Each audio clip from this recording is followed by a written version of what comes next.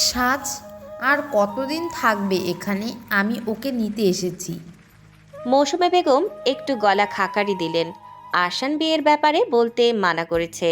তিনি কিছু বলতে যাবে তার আগেই আরশান এগিয়ে এসে সোফার সামনে দাঁড়ালো। তার ভ্রু কুঁচকে আছে, চোখে কঠোর দৃষ্টি। সাজ যাবে না, এখন থেকে এখানেই থাকবে।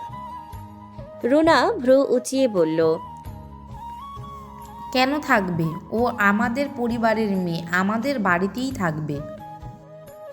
আপনার বাড়ি আর বাড়ি নয়, ওর কাছে একবারে দুঃস্বপ্ন। ও, এখন তুমি বোঝাবে ওর জন্য কি ভালো। আমি ওর চাচি, আমি জানি ওর জন্য কি ঠিক। তাহলে ওকে সারাদিন কাজ করিয়ে খাবার পর্যন্ত ঠিকমতো না দিয়ে রাখতেন না। তোমাকে এসব কথা কে শিখিয়েছে? মৌসুমী, তোমার ছেলেকে তো বেশ ভালোভাবেই কথা বলতে শিখিয়েছো।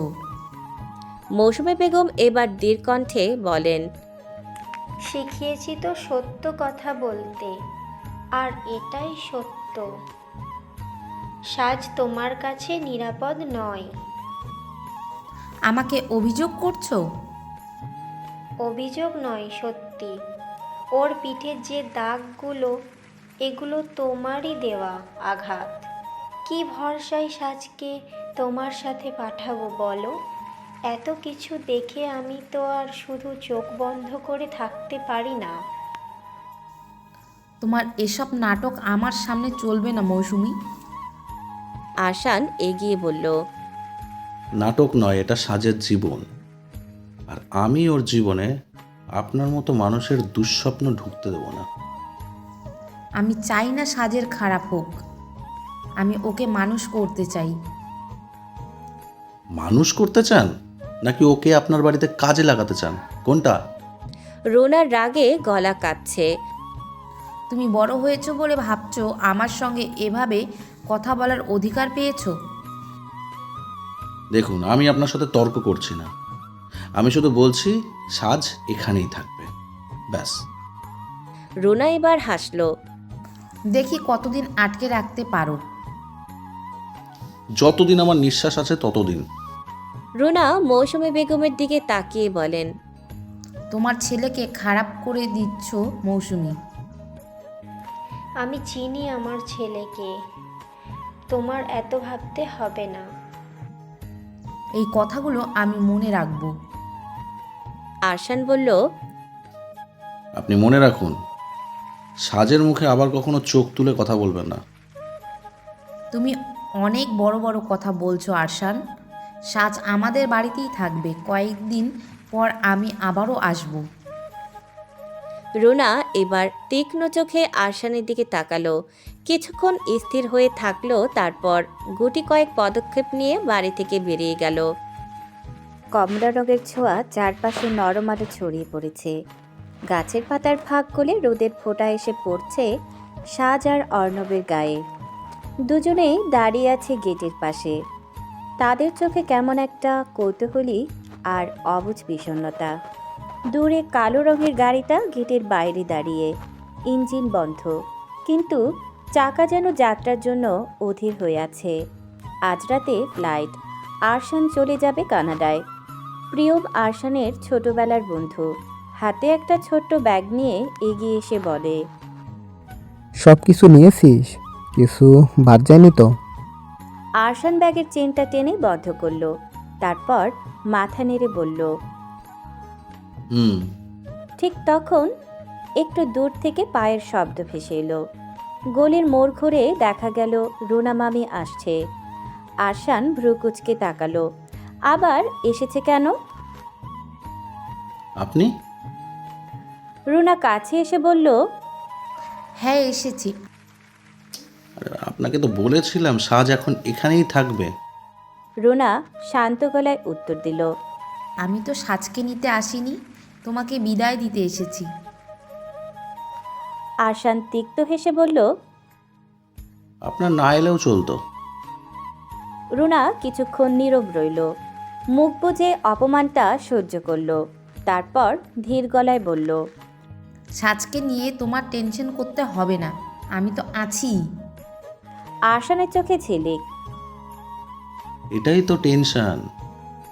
পরিস্থিতি অস্বস্তিকর হয়ে উঠল। তখন মৌসুমী বেগম এগিয়ে এলেন। তিনি ছেলের মাথায় হাত বুলিয়ে দিলেন। পৌঁছে ফোন করবি আর ঠিক মতো খাবি। আরশান মায়ের দিকে তাকিয়ে মাথা নেড়ে দিল। প্রিয়ম এসে বলল, চল। সাজ তখন মৌসুমী বেগমের হাত ধরল। আরশান ভাইয়া কি কালকে আবার চলে আসবে ফুপি? মৌসুমী বেগম মৃদু হেসে মাথা নাড়লেন। না মা, পড়াশুনো শেষ করে তবেই আসবে। সাজের চোখে কৌতূহল। সে গাড়ির দিকে তাকিয়ে রইল। তার ছোট্ট মনে বিদায় শব্দের আসল মানে এখনো পুরোটা ধরা পড়েনি। গাড়িতে বসে প্রিয়ম আরশানের দিকে তাকিয়ে কুটিল হাসি দিল। তোর ছোট বেবি বউকে মিস করবি না? আরশান চোখ কুঁচকে কটমট করে তাকালো। শালা চুপ করবি? প্রিয়ম হেসে বলল, আরে ভাই, প্লেনে গিয়ে কাঁদিস না যেন। তুই মুখ বন্ধ না করলে কিন্তু আমি নামিয়ে দেবো। গাড়ি ধীরে ধীরে এগোতে শুরু করেছে। আরশান প্রিয়মের দিকে তাকিয়ে বলল, প্রিয়ম, হ্যাঁ বল। আমার অবর্তমানে তোর উপর দায়িত্ব দিয়ে যাচ্ছি, খেয়াল রাখবি আমার ফ্যামিলির। তুই চিন্তা করিস না, আমি তো আছি। Vancouver city, Canada. চারপাশে সাদা তুষারের আস্তরণ শহরটাকে এক পরীর দেশের মতো সাজিয়ে তুলেছে। রাস্তার ধারে ল্যাম্পপোস্টগুলোর উপর জমে থাকা বরফে আলোর প্রতিফলন পড়ছে, যা দূর থেকে ঝিকমিক করে চোখে লাগে। ঠান্ডা বাতাসের নিঃশ্বাস বের হওয়ার সঙ্গে সঙ্গে ছোট্ট সাদা ধোঁয়ার মতো দেখা দিচ্ছে। রাস্তার দুই ধারে সারি সারি পাইন গাছগুলো তুষারের ভারে মাথা নিচু করে আছে, আর দূরে পাহাড়গুলো সাদা ধোঁয়ার চাদরে আচ্ছন্ন। আরশানের এখানে আসার আজ ঠিক 2 সপ্তাহ পূর্ণ হলো। বাংলাদেশ থেকে হঠাৎ করে কানাডায় আসা সব কিছুই একেবারে নতুন তার কাছে। এই 2 সপ্তাহে শহরের গাঢ় নীল আকাশ, তুষারের গন্ধ আর দূর থেকে শোনা সমুদ্রের ঢেউয়ের শব্দ তার মন ভরে দিয়েছে। তবে মানুষের ভিড়ে ভ্যাঙ্কুভার যতই ব্যস্ত মনে হোক, শীতের আবেশে নীরবতা লুকিয়ে আছে। প্রথম কয়েকদিন সে এই শহরের অলিগলি ঘুরে দেখছে, কিন্তু এখন সে একা নয়। 2 জন নতুন বন্ধুর সাথে পরিচয় হয়েছে, নির্ভান আর জাইরান। আজ বিকেলে 3 জন একসাথে হাঁটছে। শহরের এক কোণে ছোট্ট কফি শপ থেকে গরম বেরিয়েছে তারা।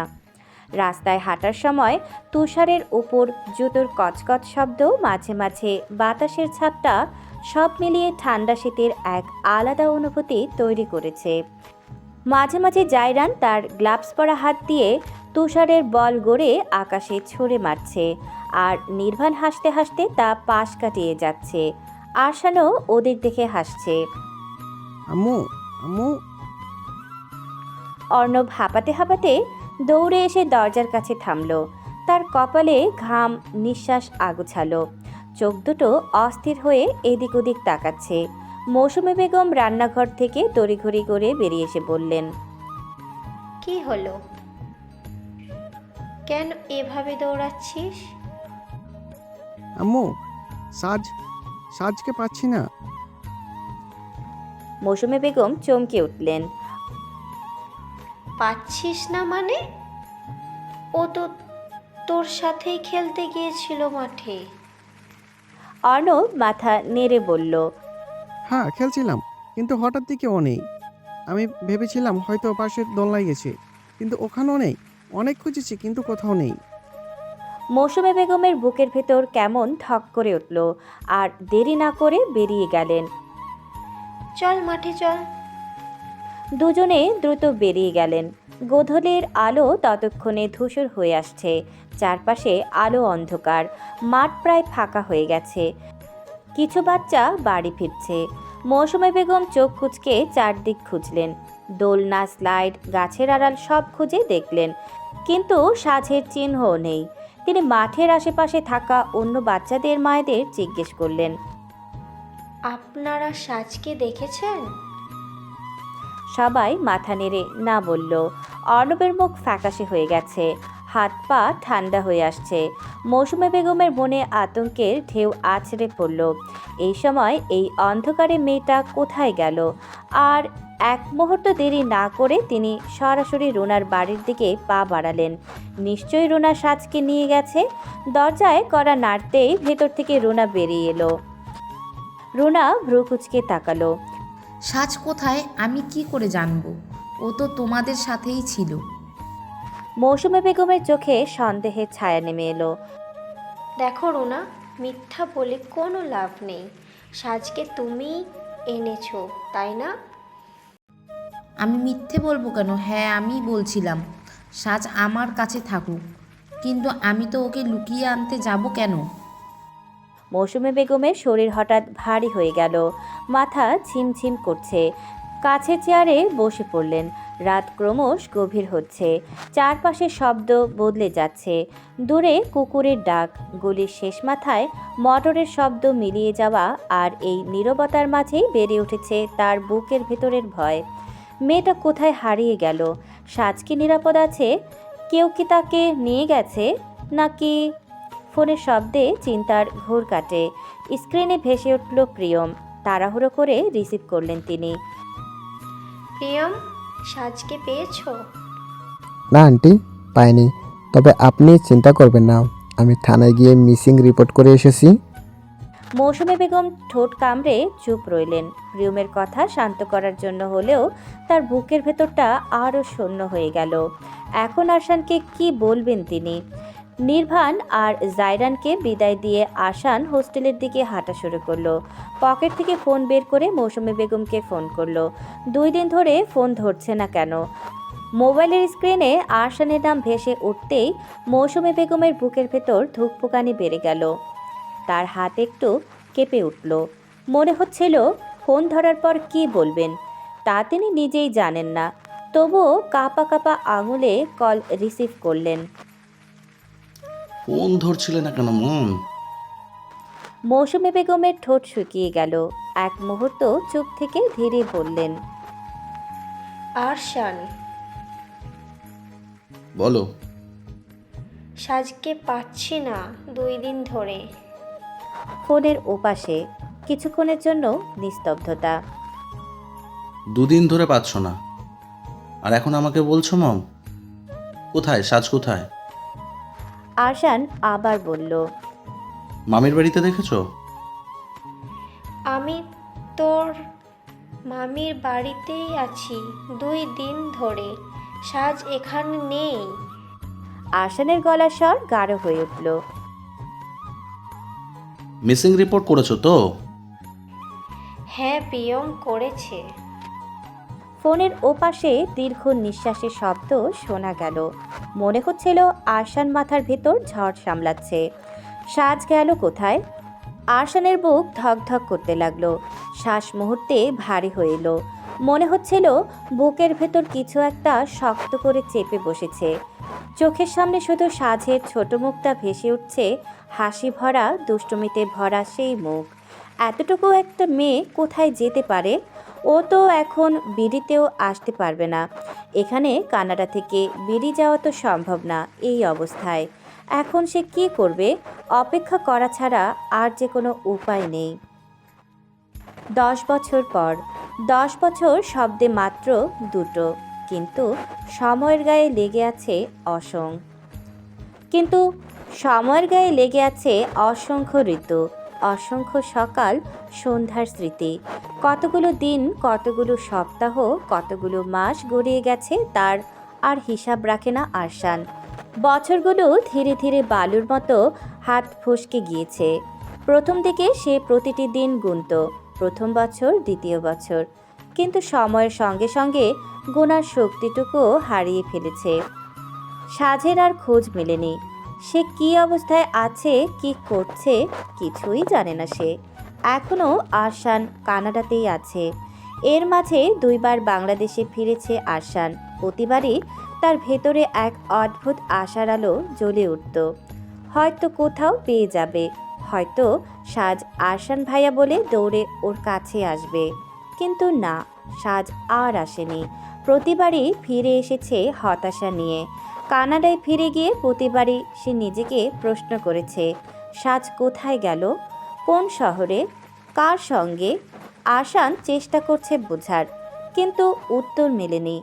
তার ভেতরে শূন্যতা জমে গেছে, কারো অদৃশ্য হাত তার ভেতরে শূন্যতা জমে গেছে, কারো অদৃশ্য হাত তার বুকের ভেতর থেকে কিছু কেড়ে নিয়েছে, যার ফাঁকা জায়গা কোনো কিছু দিয়েই পূরণ করা যায় না। রাতগুলো সবচেয়ে বেশি কঠিন। কাজের ব্যস্ততা দিনে তাকে কিছুটা ভুলিয়ে রাখে, কিন্তু রাত নামলেই মনে পড়ে যায়। আসান মাঝে মাঝে নিজের জীবন নিয়েও অবাক হয়। এত বছর কেটে গেছে, অথচ এই একটা প্রশ্নের উত্তর সে এখনো পায়নি। সাজ কোথায় যেতে পারে? সে কি ভালো আছে? 10 বছরের ফাঁকে অনেক কিছু বদলে গেছে, পৃথিবী, শহর, মানুষ, কিন্তু বদলায়নি শুধু একটাই জিনিস, সাজের জন্য আরশানের অপেক্ষা। সেই অপেক্ষা হয়তো এখন আর তেমন প্রকাশ্যে নয়, কিন্তু তার ভেতরের গভীরে এখনও জেগে আছে। ভোরের নিস্তব্ধতা ভেঙে হঠাৎ বেজে উঠল অ্যালার্ম। ঘুম ঘুম চোখে হাত বাড়িয়ে অ্যালার্মটা বন্ধ করলো আরশান। ঘড়ির কাঁটায় তখন ভোরের আলো ঠিক পুরোপুরি ছড়িয়ে পড়েনি, কিন্তু কানাডার বসন্তের সকাল ইতিমধ্যেই জানালার ফাঁক গলে ঘরে ঢুকে পড়েছে। শূন্য নীরবতা ফিরল ঘরে, কিন্তু একবার জেগে গেলে আরশানকে বিছানায় রাখা কঠিন। সে ধীরে ধীরে উঠে বসল, কপালে হাত রেখে কিছুক্ষণ চুপচাপ বসে রইল। চোখের পাতায় এখনো রাতের ঘুমের ভার, অথচ মাথার ভিতর এক অদ্ভুত শূন্যতা। মাঝে মাঝে ভোরবেলা এই নীরবতার মধ্যে তার মনে হয় জীবনটা অনেকগুলো ভাগে কেটে গেছে। পেছনেরটা যেখানে ছিল উষ্ণতা, হাসি আর কিছু মুখ, আর এখনকারটা যেখানে সে আছে একা, কিন্তু নিজেকে ব্যস্ত রাখার কৌশল রপ্ত করেছে। একটা লম্বা শ্বাস নিয়ে বিছানা ছাড়ল সে। বাথরুমে গিয়ে মুখে ঠান্ডা পানি ছুঁয়ে দিল। কিছুক্ষণের মধ্যেই স্পোর্টস শু পরে বেরিয়ে পড়ল জগিংয়ের জন্য। ঘর থেকে বেরিয়ে আসতেই ঠান্ডা হাওয়ার সঙ্গে চেরি ব্লসমের সুগন্ধ তার নাকে এসে লাগলো। পুরো রাস্তার দুপাশ জুড়ে হালকা গোলাপি আর সাদা ফুলের মায়াবী ছায়া। চেরি ব্লসমের মৌসুম এখন কানাডায়। বাতাসে ভেসে বেড়াচ্ছে হালকা গোলাপি ও সাদা পাপড়ি। কিছু মাটিতে গড়িয়ে পড়েছে, কিছু তার কাঁধে এসে থামছে। জগিং ট্রাক দিয়ে দৌড়াতে দৌড়াতে হালকা উষ্ণ শ্বাসে ফুলের গন্ধ ভরে যাচ্ছে বুক। এই সময়টা আরশানের প্রিয়। ভোরের আলো, পাখির ডাক আর চারপাশের নীরবতা, যেটা তার মনকে শান্ত করে। তবে কোথাও একটা অজানা শূন্যতাও থেকে যায়। এই দৃশ্যটাও যে অসম্পূর্ণ। জগিং শেষে বাড়ি ফিরে এলো সে। বাড়িটা নতুন। জাইরান আর নির্ভানের পাশেই একটা সুন্দর ডুপ্লেক্স কিনেছে সে। তিনজনের একটা ভালো বিজনেসও আছে এখন। সেটার ম্যানেজমেন্টে বেশ ব্যস্ত থাকে। ভেতরে ঢুকে সরাসরি শাওয়ার নিল। শাওয়ার শেষে শরীরে শুধু সাদা টাওয়াল জড়ানো। পানি এখনও ফোঁটা ফোঁটা করে চুল থেকে গড়িয়ে পড়ছে। প্রশস্ত কাঁধ, ধীর বুক আর পেটের সমানভাবে কেটে যাওয়া অ্যাবস। আয়নার সামনে দাঁড়িয়ে হেয়ার ড্রায়ার চালালো। গরম বাতাসের ঝাপটায় চুলের ভেজা গন্ধ ছড়িয়ে পড়ল। টাওয়াল সরিয়ে কালো ট্রাউজার আর সাদা টি শার্ট পরে নিচে নেমে এলো কিচেনে। ফ্রিজ খুলে কিছু ডিম আর সবজি বের করলো। প্যানে তেলের গন্ধ ভরতে রান্নাঘর উষ্ণ হয়ে উঠল। অমলেট বানালো, টোস্টে মাখন মাখালো, আর নিজের জন্য 1 কাপ ব্ল্যাক কফি ঢাললো। একা থাকার অভ্যাসে এখন রান্নাটা সে বেশ ভালোই রপ্ত করে ফেলেছে। খাওয়ার সময় একবার জানালার বাইরে তাকালো আরশান। চেরি ব্লসমের পাপড়ি তখনও বাতাসে নেচে নেচে পড়ছে। খাওয়া দাওয়া শেষে আবার উপরে গিয়ে পুরোপুরি রেডি হলো। সাদা শার্টের ওপর ব্ল্যাক স্যুট জ্যাকেট। বোতাম লাগাতে লাগাতে আয়নার সামনে দাঁড়ালো, কিন্তু বোতাম থামলো মাঝপথে। মনে হঠাৎ ভেসে উঠল, সাজ এখন নিশ্চয়ই অনেক বড় হয়ে গেছে। অবচেতন মনে প্রশ্ন জাগলো, দেখতে কেমন হয়েছে এখন? 10 বছর কেটে গেছে। তখন সে ছিল ছোট্ট এক মেয়ে, চোখে স্বপ্ন, ছোট্ট মুখে সরল হাসি। এখন হয়তো অনেক বড় হয়ে গেছে, অনেক পরিণত। আরশানের হাত ধীরে ধীরে গালের উচ্চতায় উঠল। এতটুকু? মনে মনে হাসল আরশান, তারপর হাত গলার কাছে তুলল। না, হয়তো এতটা। শেষে বুক পর্যন্ত নামলো হাত। নাকি এতটা? এক মুহূর্ত থেমে নিজের প্রতিচ্ছবির দিকে তাকালো আরশান। আয়নার ভেতরের মানুষটা গম্ভীর, কিন্তু চোখে এক অদ্ভুত কোমলতা ভাসছে। নিজের এই অদ্ভুত আচরণে সে হালকা হাসল বটে, কিন্তু হাসির আড়ালে একটা গভীর কৌতূহল লুকানো। 10 বছর পর সাজ দেখতে কেমন হয়েছে, তার জীবন কেমন এখন, সে কি এখনো মনে রেখেছে তাকে? হয়তো রেখেছে, অথবা হয়তো নয়। গাড়ির চাবিটা হাতে নিয়ে দরজা লক করলো আরশান। গ্যারেজে ঢুকে কালো রঙের চকচকে গাড়ির দরজা খুলে বসে পড়ল সিটে। গাড়ি ধীরে ধীরে গ্যারেজ থেকে বের হয়ে মূল রাস্তায় উঠল। সামনের দিকে নির্ভানদের বাড়ির সামনে গাড়িটা থামালো সে। তারপর গাড়ির গ্লাস নামিয়ে দিল। সামনে তাকিয়ে দেখল দরজার ফট করে খুলে গেছে। নির্ভানের মা হাতে একখানা জুতা নিয়ে নির্ভানের পেছনে তেড়ে আসছেন। নির্ভানের হাতে তখনও আধ খাওয়া পাউরুটি, মুখে অপরাধীর মতো ভয়ার্ত চাহনি, আর পা তো বিদ্যুৎ গতিতে চলছে। নির্ভান দৌড়ে সরাসরি আরশানের গাড়ির দিকে এলো। এখন এটাই তার নিরাপদ আশ্রয়। দরজা খুলে এক লাফে বসে পড়ল সিটে। হাঁপাতে হাঁপাতে বলল, তাড়াতাড়ি চল। জাইরান আসবে, ওর জন্য অপেক্ষা করবি না? নির্ভান পেছনে তাকিয়ে নিশ্চিত করল যে তার মা এখনো বাইরে দাঁড়িয়ে কড়া চোখে তাকিয়ে আছেন। তারপর সে গম্ভীর মুখে বলল, আরে ও পরে আসবে না, আগে আমার জীবন বাঁচানো ফরজ, তুই তাড়াতাড়ি চল। আশান হাসি চেপে গিয়ার বদলালো। সকালে নরম আলো ঘরের ভেতর ঢুকে পড়ছিল, পাতলা সাদা পর্দা ভেদ করে। টেবিলের উপরে রাখা অ্যালার্ম ঘড়িটা হঠাৎ কর্কশ শব্দে বেজে উঠল। ঘুম ঘুম চোখে এলিসা হাত বাড়িয়ে অ্যালার্ম বন্ধ করল। চোখ কচলাতে কচলাতে আবার নরম চাদরের ভেতরে কুটিসুটি মেরে শুয়ে পড়ল। মাথার ভেতর ভাবনা, আরও 5 মিনিট ঘুমাই, তারপর উঠব। কিন্তু 5 মিনিট মুহূর্তেই 1 ঘন্টায় বদলে গেল। দ্বিতীয়বার চোখ খুলতে সে হকচকিয়ে উঠে বসল। দেয়াল ঘড়ির কাঁটা দেখে বুক ঠক করে উঠল। দেরি হয়ে যাচ্ছে। ফটাফট চাদর সরিয়ে বিছানা ছেড়ে উঠে দাঁড়ালো। পা টেনে টেনে বাথরুমে গিয়ে ঠান্ডা পানিতে মুখ ধুতে ধুতে মনে মনে নিজেকেই বকতে লাগলো।